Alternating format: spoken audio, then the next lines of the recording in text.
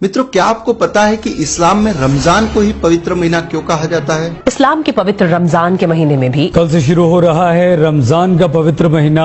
आज सबसे पहले रमजान के पाक और पवित्र महीने पर हो रही राजनीति पर मास्टर स्ट्रोक है। देश में पवित्र रमजान महीने की शुरुआत हो गई। इस्लाम में रमजान को पवित्र कहने का सबसे बड़ा कारण है कि इसी महीने में कुरान आसमान से जमीन पर उतारी गई थी, जिसके बाद से मुसलमानों को काफिरों की हत्या करने, बलात्कार करने, लूटने व धर्मांतरण करने का किताबी लाइसेंस मिल गया। इसके बाद इस्लाम के दो सबसे बड़े जिहाद जिस इस्लामिक महीने में अंजाम दिए गए वो रमजान का ही महीना था। 624 ईस्वी में पैगंबर मोहम्मद के नेतृत्व में इस्लाम की पहली और सबसे महत्वपूर्ण जंग रमजान के महीने में ही लड़ी गई थी, जिसको इतिहास में बदर की जंग के रूप में जाना जाता है।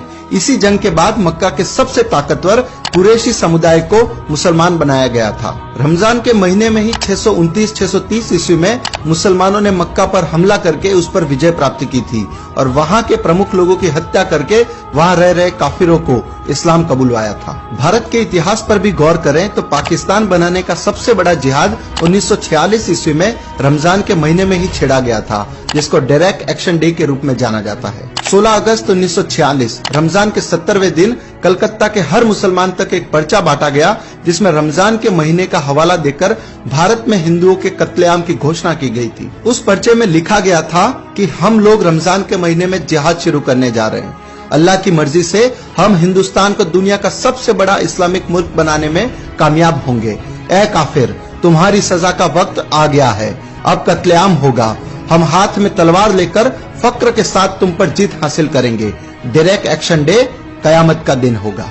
आपको जानकर आश्चर्य होगा कि वो पर्चा किसी मौलवी ने नहीं बल्कि कलकत्ता के मेयर सैयद मोहम्मद उस्मान ने छपवाए थे और उस समय के हिंदुस्तानी मुसलमानों के प्रमुख अखबार डॉन के पहले पन्ने पर भी इसी पर्चे का एक विज्ञापन छापा गया था। उसके बाद जो हुआ उसमें अकेले कलकत्ता शहर में पहले 15 मिनट में 300 हिंदू और अगले 72 घंटों में लगभग 6000 हिंदू मार दिए गए।